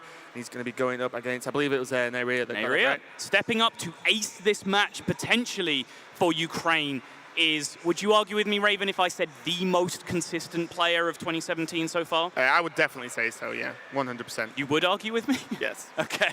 I would always argue. No, I love Neyria. I think Neyria is great. Every time we've seen him, he's continued to improve, and considering he was pretty good in the first place, it's very, very impressive, and he's not afraid to mix it up a little bit. Yeah, I think there was a period where he had, and I will use the word that Twitch chat loves in its correct form, he had a lull for a while where he was not performing to his standards, but I think he came to a period, and we saw in his interviews for some of the HCT events, where he realized that he was perhaps over-practicing at one point, and now he kind of sits back, he absorbs information, he watches streams, he talks to practice partners, but he's not playing 10 hours a day. He doesn't feel like he needs to do that. He's very much on his own schedule, and it's paying out so, so big for him because he has had more success this year in the Hearthstone Championship Tour than any other player in 2017. Yeah, it's been great to watch him perform time after time.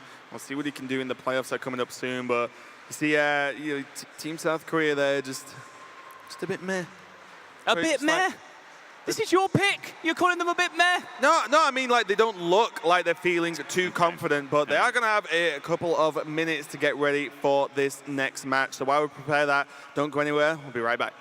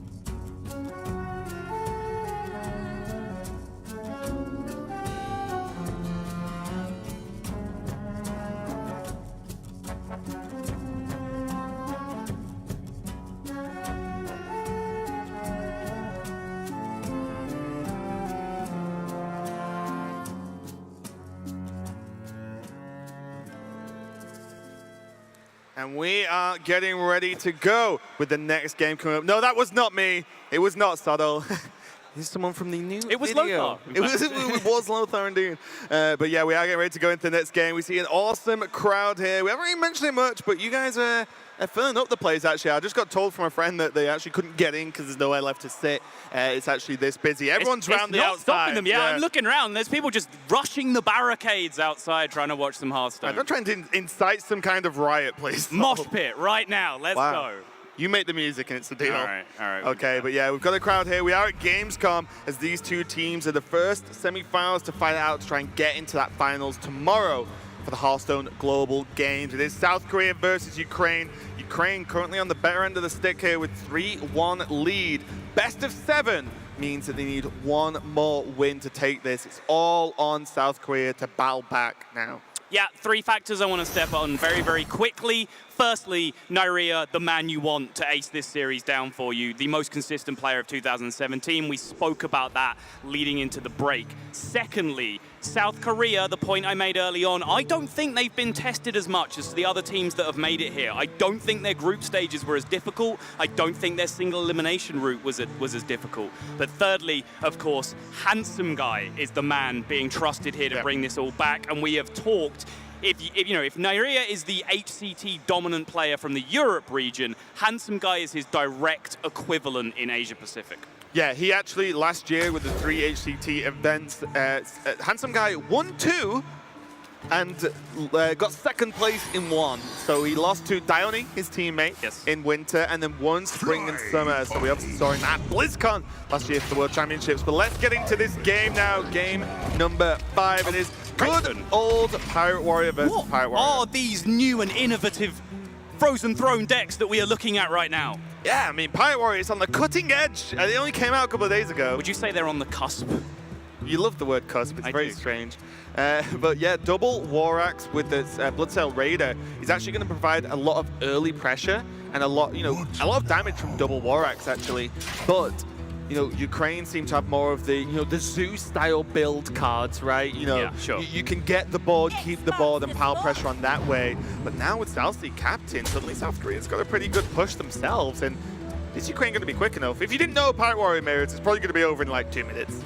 So this one's going to be a quick one. Yeah, and it's something that I do want to touch on again. I brought it up very, very quickly in the intro, is that Frozen Throne has come along without a set rotation alongside it. So Ungoro came along and we saw just a plethora of new decks, new archetypes, new strategies for each class. Because it came along with a full set rotation, that meant the new cards from the Ungoro expansion weren't necessarily competing with the best the previous expansion had to offer, because a lot of them were rotating out.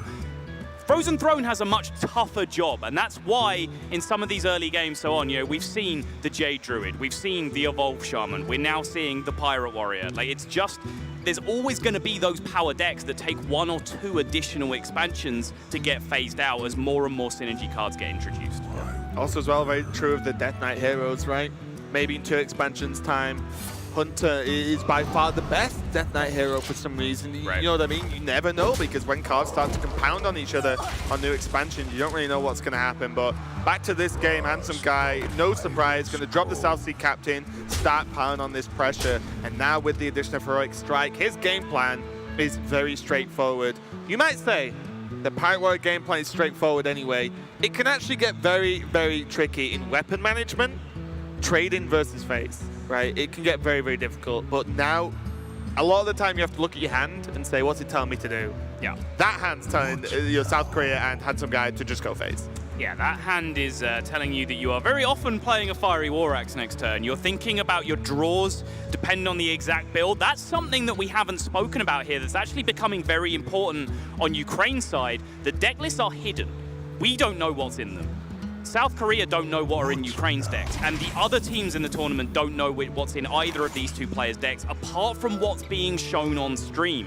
So winning a series 4-1 from Ukraine's perspective instead of 4-2 or 4-3 means they can seal more and more classes to then go through into the final. Yeah, as a team, you want the other teams to win or lose 4-3 every single time. You see the most decks, but now, I said that Naria had more of a Zoo-style sort of build up the board and pile on the late game pressure hand, and it's true.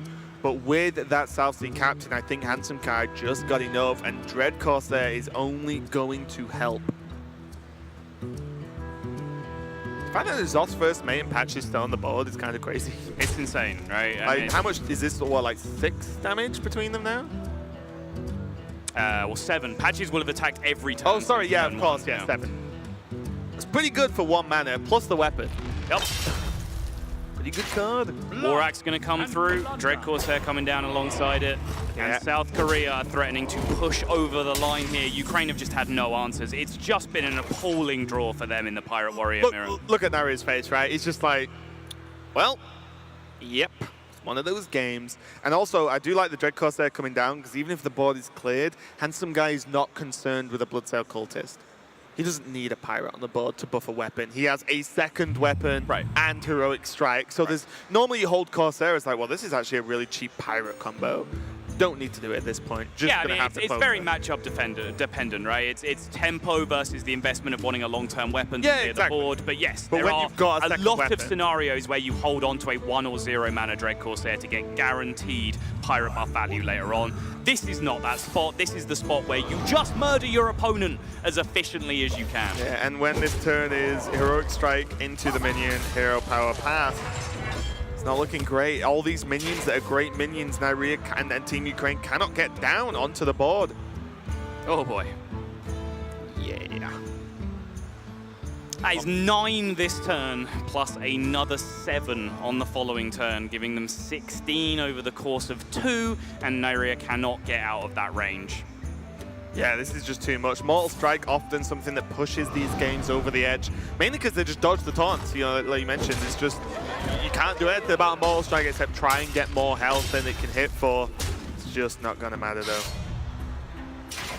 Not a draw in the deck. I don't think Dread Corsair would be too expensive without the weapon to then armor up as well, which means Mortal Strike will just push through for the win either way. The Dread Corsair did come out as if just to taunt Neria. Hey. The problem with his hand this entire game has been a lack of weapons. He's had South Sea Deckhand, he had no N'Zoth's First Mate to answer this patches that's been there since the first turn. That single N'Zoth's First Mate would have activated his South Sea Deckhand, his Bloodsail Cultist, then his Captain Greenskin, and now that Dread Corsair that came out and added insult to injury right at the end.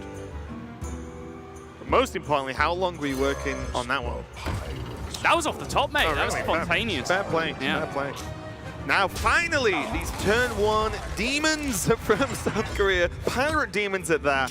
Finally, one of them goes down. Patches it's going to be, but it just doesn't matter. There's Arcanine Reaper. It had Mortal Strike anyway. Wasn't going to work. And South Korea fight back versus Team Ukraine, making it 2-3 now in a very, very quick Pirate Warrior mirror. Yeah, and honestly, you said that it will be over in about 2 minutes. You were right on this occasion, but actually, Pirate Warrior mirrors where the draws are equal can actually get very, very grindy. You know, like War, if both players go like Infinite War Axe, that kind of game, yeah. you just eliminate every single minion on both sides with the weapons and upgrades that you get, and then suddenly it becomes a late game battle for value almost. Like, who draws those beefy mid-game minions? Because the ability to race is so limited from both sides because your opponent is so capable of doing the same thing. But when it is one-sided like that, yeah, one team just gets them, and that's what happened for South Korea this time. I was loving the mixture of waves or not waves from the crowd then as the camera went by. It's great. It was the odd, just little... The wave I imagine you would do, just a quick... Little what's up? Yeah, how's it Hey, going? fellas. Yeah. And then there was full enjoyment waves that Falcone would do. Did anyone give it the royal wrist rotation wave? Was there any of these? No, but there's the challenge going out to all the viewers here. All right. If you do a royal So I wanna wave, see. Startle will... I would say give you a hug. I don't even know if that's a That's punishment probably or not. not going to happen. Yeah, so well, there you go. That's how rare they are, friends. Yeah. But we are going to be moving on into the next game now. Kranich is going to be heading back up to the desk to pilot his mage. It's going to be versus Dr. Hippie, who's going to be on his paladin. So as we mentioned earlier, you look a little bit further up there, and Kranich did play his evolved shaman earlier on, and mage was his other class, so it means he has to play his mage now. No deck can be repeated. You play them all, play all the classes until a team gets to 4. But again, you know, Kranich has to win if Team Korea wants to stay in this. That is the story in a nutshell right now. I am very, very mad at Dione for breaking up the synergy of those beautiful South Korea team shirts that they've put on. Having to rep Cloud9 to the fullest. I'm wearing mine under my shirt, so it's fine. The South Korea shirt? Did you take Dione's that he wasn't going to wear and you're wearing it yourself for good luck? No, but that's a good idea. Tomorrow, when they win today, right. and they'll be through. I mean, on the other side, Ukraine have just made no effort on their part. Like, they're not even trying. It doesn't surprise me with Ukraine. If you want to see costume synergy and national pride, though, you wait until USA come out, because quite easily playing into the stereotype, they are some very proud gentlemen of their American roots. Yeah, of course, Team USA versus Team Czech Republic is going to be coming up after this series a little bit later on. But for now, we're going to get into this game. Kranich, we talked briefly about the power of Quest Mage, the popularity of Quest Mage.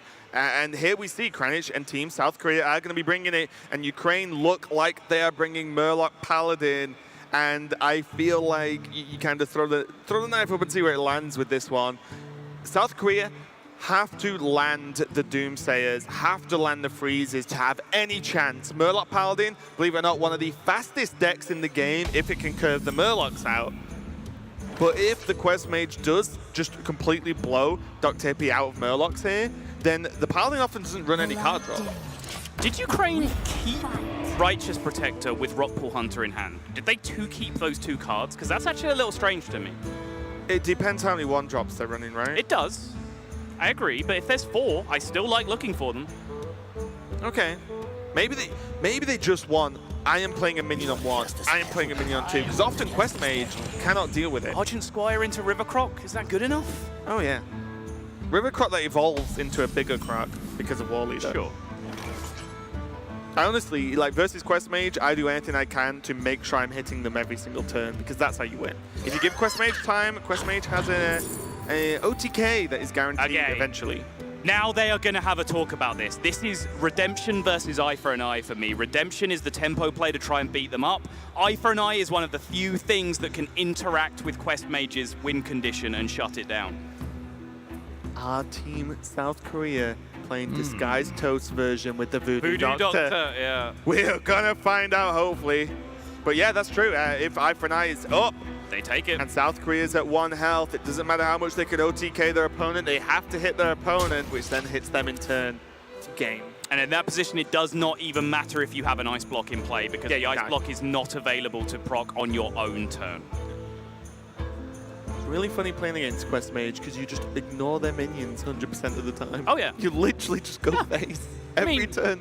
I mean, there's a lot more situations where this is correct. I just think, like, Quest Mage is a very obvious one that people pick up on very quickly, but, like, also against, like, Jade Druid a lot of the time. Like, what do you ever get punished by for not trading with their minions? They don't leverage minions. They just have incrementally bigger minions over the course of the game. Well, in the mirror you trade. Sure. Yeah. But in general, yeah. Especially now Earthen Scales is less popular. There's even less reason to trade. That's true.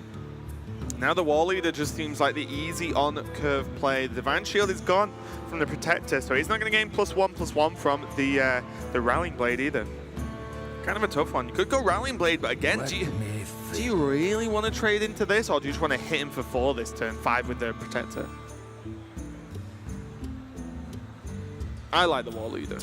I also like the War Leader. Yeah, it's very difficult to put your opponent on a good play that, you know, deals with your War Leader and also answers your board state. You know, like Frostbolt Coin Ping. Actually, thinking about it, Frostbolt Coin Ping is pretty devastating if you go War Leader here, and that is the only thing that requires from your opponent is the Frostbolt. But then you get -1 on Quest because they use the coin without playing it. Yeah. That's very true as well. I'm okay with this. I think this is fine. To go for the trade, which does surprise me. Maybe I'm just too aggressive. I just think, why would you ever trade? Because if your opponent pings, they're pinging on turn 3, which, fine, they do nothing. And yes, you know, like, they can go into the 3/3, but without Frostbolt, they're still not pinging and pinging again. They can't do both.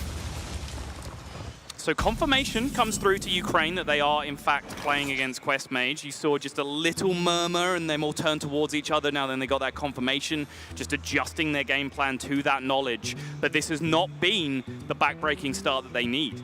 They did need a lot more power than this to go through. They needed to stick minions to the board early. And Frostnova Doomsayer is territory that we are marching up on very quickly for South Korea. And there are very few ways in Ukraine's deck to deal with that. It's pretty much, if it comes down on curve, have a weapon equipped already and then draw turret. That's basically the only way you do it. Wonder if you ever play the secret to pretend it's repentance. Sorry, you guys didn't see the pensive gesture that Raven gave me at the same time as he suggested that. No? That would be some next level strats. Well, I'm all about next level strats, though. All right. But yeah, and you've got to go all the way back to turn 1, going off what you were, seriously talking about, is what if that Protector was a 1-drop Murloc? Yep. How much more pressure is it? It would have been a beatdown. It would have been a beatdown by now. It's a very easy call. Right. But because, okay, a 1-drop Murloc comes down and then gets buffed by Rockpool Hunter. You're then demanding that thing gets Frostbolted, or else it's just going to keep beating them. Yep. Then your War Leader hits the board and there's no Frostbolt anymore. Like, this deck is all about curving 1 into 2 with Murlocs. Righteous Protector is a great card, but it's a card that you can get in the late game to put Blessing of Kings on turn 5. Just drop it and slam Kings on it. That's when it becomes immensely powerful. I don't like it so much on turn 1 unless you're against another deck that is fighting for board control. It's great at breaking ties in aggro mirrors. Against a mage, they're not going to be playing aggro against you. I don't like that key. The odds on anyone playing Secret Mage, and even that's not like aggro, because a lot of it's so spell-based, even that is pretty low. Arcane Insight now coming out from Team South Korea. Just going to try and dig into this deck. This deck is all about just dig, pretty much draw your whole deck. Then you end up with enough spells to proc the quest, and then once you have the quest procced, you go off and kill your opponent. Kranich, of course, familiar with Dig, having previously represented them. Hashtag dig win. Yep. I believe it's still used, common. Is it? I have no idea. Yeah. Okay.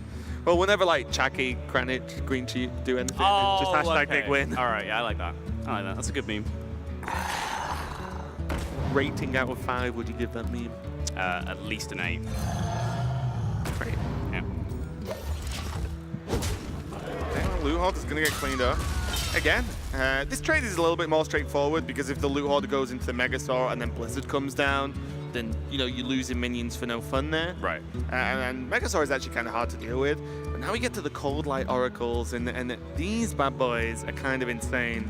The deck has become so fast, I think, that it just doesn't matter that you're giving your opponent cards. I just doesn't matter. agree. Yeah, it's so nuts. One point of order that I do want to cover very quickly at this position. Kranich now and South Korea now will be developing a pretty strong read on Eye for an Eye, because there was a secret that was gathered on turn 2 and has not been played. And you start to rule out each secret one by one. There's no, getaway coder, probably not. Redemption, probably not. They'd be using that to try and stick a board over the coming turns instead of some of these suboptimal plays that we're seeing. Once you start to get a read on Eye for an Eye, you have to start playing around it. And that means you have to protect your very first ice block. What that means is you cannot go to 1 HP and lose that first ice block, because as soon as you're in that range, Eye for an Eye locks out the game. So just the threat of an Eye for an Eye being in the hand actually completely invalidates 2 ice blocks from the game. That's the power of it in the matchup. Also as well, you got to bear in mind that even 2 HP might not be enough, because there might not be enough mana that turn to ping. Sure. Because depending on what spell you have, it could get, sometimes it can just get a little bit tricky where you have to aim something or do some damage. You can almost always find a way to wait though, right? As long as there's no way for them to get you from 2 to 1, then you well, that's can the just tricky chill. part. Yeah, exactly. If there's any way, like, it can go freeze the board on anything higher than 3, freeze the board, go, then that's the good scenario, because you're not consecratable, you're not Yeah, even, like, in a way, like being that. at 2 is actually better than being at 3, because consecration doesn't then put you at 1, it leaves you at 2. As weird as that It gets sounds, really tricky. that if you've is noticed. correct. Yeah. Trust me. Okay, finally Valve and Inquisitor drawn. A bit late in the game. There's Spike Ridge Dude on the Golaka Crawler now. Now it's all going to be down to South Korea and Kranich to work out exactly how they're going to deal with it. But look at this. This is what's so scary about this deck and Freeze in general. But there's 2 Blizzards there already. That's 2 whole turns where Ukraine does nothing. Right. Nothing. If Kranich wants, but Kranich got to work out whether he wants to take damage or not. Ice Block is not equipped. Ice Barrier is not equipped. There is nothing. He just has 12 health. There's 1 Molten Reflection. I wonder if he's playing Simulacrum. Was that funny? You just kind of it just kind of fell out of your mouth as opposed to you saying it. It was just very weird the way you said that word. Take that as a compliment. Molten Reflection is almost just strictly bad for this deck, in my opinion, because it's... People run 1, right? Right, it can be used at 1 just to really, increase your options, which I'm fine with. I think that's an argument that I have pushed quite a lot. Beats 30 round. Right, when a card comes out and you say, well, I'd never play this because it's worse than Mana Worm. Well, sometimes you like 3 or 4 Mana Worms in your deck, right? So redundancy helps. And redundancy is why you would play a Simulacrum if it's going to go for that route. But it's not been seen in 100% of the list so far. Yeah, you definitely don't have to play it. I mean, there's even the Mukla lists, right? Which is completely different. Rage list, basically, yeah. Also as well, funnily enough, Kalento was actually streaming Quest Mage about, a few days ago before this event. So he's reasonably familiar with this deck himself. Obviously can't speak for the whole of Team Ukraine, but he has been playing at pretty high legend, so he knows what's up here. Rallying Blade just going downtown. Nova. Oh, Nova. I think it's Blizzard time though. Just use the more expensive option. 100% I agree. I just mean it's another freeze. Right. Another turn that Kranich can effectively buy, because still at 9, yeah, he goes to 6 after the Rallying Blade swing. Great, 6 isn't 1. Does he need to ping this turn, does Kranich, or can he squeeze in Primordial Glyph? That's my question. He's going to go Doomsayer instead. That's very interesting. Doomsayer. Why would he even want to ping? But he could have pinged the War Leader instead of playing the Doomsayer, or he could have played Primordial Glyph. This isn't a perfect Doomsayer by any means, because the Death Rattle is still there on the Spike Ridge team. I guess he's not bothered about the attack, right? He knows he's going to freeze next turn. Yeah. He's probably thinking, well, look, there are 11 cards. He can guarantee draw 2. Now he can draw 4 of them. He draws a 5th next turn. There are no cards left at that point. Still only has 1 Sorted Apprentice. You'll find there are 6 cards left at that point. 5. If he draws 5 from 11, you said 5. But then the natural draw from 1 more than 6. Yeah. Okay, fine. One tome in hand now. And some decks run 2, some decks run 1. They do. So that's actually quite important. And the key point about Tome is that you can go off and complete your quest in one turn. Like you can From be like at, one. Yeah, you can be at like 2 out of 6 or 3 out of 6, and then just have your apprentice, molten reflection, whatever it is, turn, and then just cast Kabbalist Tome on the same turn. And if you end up with anything that costs below 4 mana, you can just throw that out and finish the quest. I actually really like Frostbolt. He can Frostbolt instead of Nova this turn. Takes 0 damage. Was he even considering Nova this turn? No, I just, okay, it's just an example, but I mean, like, you could just Frostbolt and use it as a Frost Nova because the board's not wide. Sure. Right? So it can buy you even more time. Did go for the double secrets, though. So now there is Counterspell and Ice Block up, I believe. So he needed a way here to beat Blessing of Kings. That is the thing that popped him in this situation.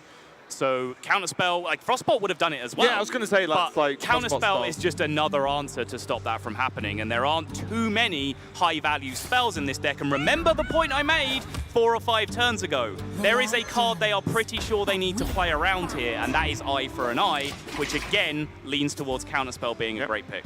Yep, does edge out Frostbolt there. Another Glyph is actually pretty nice, but I do... Okay. Is Kranich, Team South Korea, at the point where Cold Light doesn't matter? In terms of playing it is fine. Because what they're doing at the moment, they're holding off on Cold Light, because one, they have the Drew Arcane Intellect, which is just better. But also, Ukraine are on a low amount of cards. They're effectively on 1 card from the deck. Ooh, that is not what you're looking for. They're effectively on 1 card from the deck because they know one's a secret.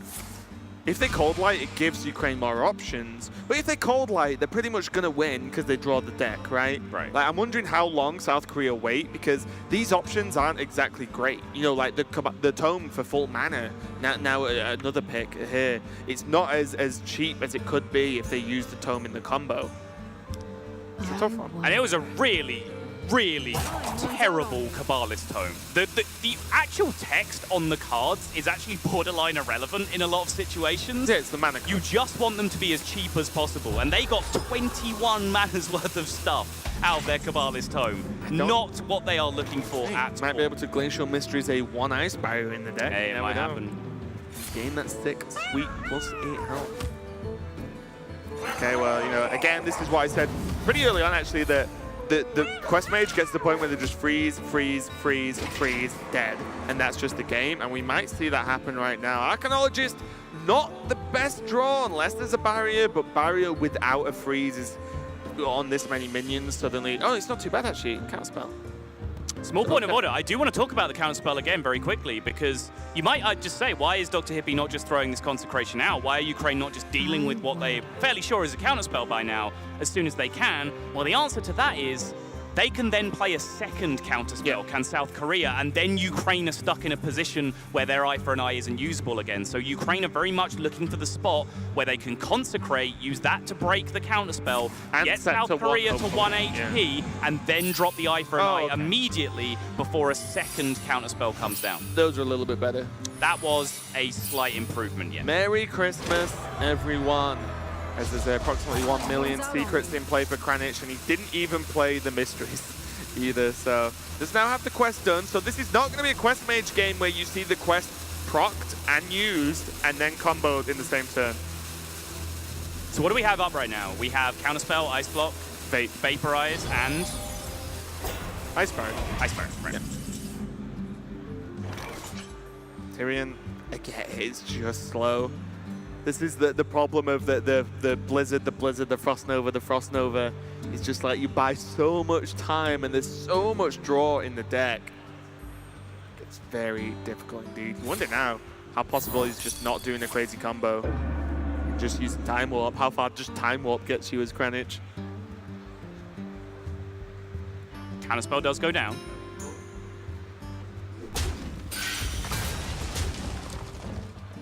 The Ice Barrier here is going to be the crucial thing, because without the barrier, without the defensive secrets, the barrier and the Vaporize, we would be in that scenario where it would be down to 1 and then Eye for an Eye was coming down, and I think that's the hope that Ukraine had.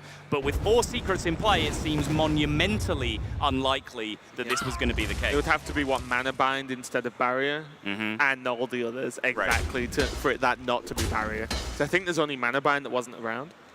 Frozen Clone. Frozen Clone as well, yeah. And Spellbender. Whatever. Yeah. Anyway. Quickly. Stop hitting me with logic, Sol. There's a lot of mage secrets. There's more than I thought, actually. Yeah. I was like, duplicate's gone, right? Yeah, right. This is a problem now for Ukraine. There it is. Simulacrum. It does just kind of tumble out of your mouth. It sounds like it's an accident. Happy little Exactly. simulacrum accident. Exactly. There you see the reward for the quest, an entire extra turn of your blessings. And what they do with that turn is that they make a whole bunch of sorcerer's apprentices and then take their extra turn, drop Antonidas, trigger a fireball, and that is an infinite fireball chain for, let's say, unlimited damage. Although, It's actually not. we are discovering that there is a cap just purely based on the maximum APM that you can throw those fireballs out, which is somewhere just north of 200 damage. Yep. If, say, a warrior could armor up to, say, 400 armor, they would actually not die to that OTK combo. Correct. If we see that at some point, maybe, maybe not, we'll find out. And look at that celebration from Ukraine. We're not dead! Hooray! We get to play more Hearthstone. Well, they're all in on this Hyper now. Yep. They think if they're not dead, well, we can put them low. And I'm actually surprised that South Korea didn't just start with this Murloc. Cold Light Oracle, it wouldn't allow them to get through the turn into the Time Warp anyway, though. Oh, well, I completely agree. I'm just thinking, what if Antonidas is low? Sure. You know, like, Oh my god, the Tarim is game-ending. that lines up. South Korea like a is dream. at 10. 3 attacks of 3 gets the job done, and then eye for an eye. Wow. That could be the draw that puts Ukraine into the Hearthstone Global Games Finals. That's actually nuts. That damage lines up perfectly to set to 1, which is absolutely insane here. And honestly, I feel like South Korea were a little bit slow on the draws there. This Cold Light Oracle is extremely powerful, and would they have got through their deck that much more quicker if they just played Watch it? the faces of South Korea as the secret comes into play here. There's the eye for an eye comes down. We'll learn a lot about how much they expect it. Resigned already. Yeah. Yes, they know. They know exactly what that secret is, and they know they are now in a huge, huge mess. Yes. I was looking for any possible way out, but unless they are literally going to Cold Light into a Voodoo Doctor and still somehow proc the quest, nope, it's not going to be there. And we see the choice from the secret so early in the game. Team Ukraine knew exactly what they wanted to do, how they wanted to win this game, and they executed it very, very well indeed. And there's frankly, I mean, we're going to see now what South Korea has left in the deck.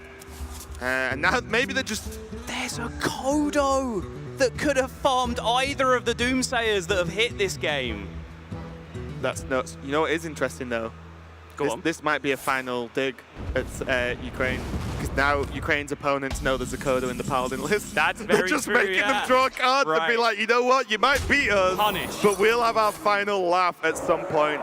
The second ice block gets procced. Tyrion's going to come down and say hello. Not that it matters too much. And again, looking at the cards in hand, looking at only 3 cards left, 2 after this draw, I'm pretty sure there's no way out here for South They Korea. just have to go. They just have to pray that this somehow is not eye for an eye, but they will get the news very, very soon that they are locked out of this game. Dr. Hippie and Ukraine have created a checkmate situation here, and Ukraine, perhaps the favorites for this whole tournament, coming into week number 1 of this tournament, are still alive and kicking on week number 16 and in the grand finals. Yeah, and we get to see what happens with the quest anyway. This is what the combo normally looks like. Antonidas now goes down with 4 Sorcerer's Apprentices on the board. Your fireballs become free. Antonidas gives you unlimited fireballs every time you cast a spell. That adds up to a lot, in my professional opinion, of damage. And here we go. Is he going to kill all the minions? No, he didn't. He hit face, right?